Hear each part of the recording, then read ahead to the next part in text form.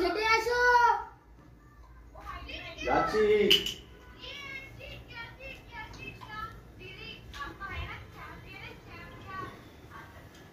কি খেতে ডাকছে?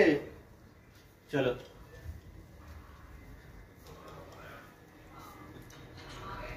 কি খেতে দিয়েছে?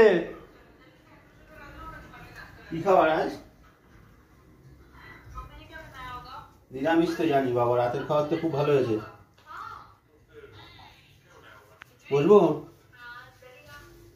তো, অনেক কিছু তো।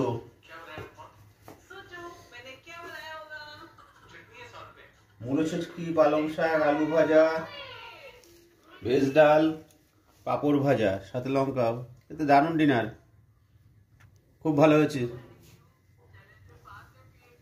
বন্ধুরা দেখলেন রাতের ডিনার, কেমন হয়েছে সবাই বলবেন, কমেন্ট করে শেয়ার করবেন।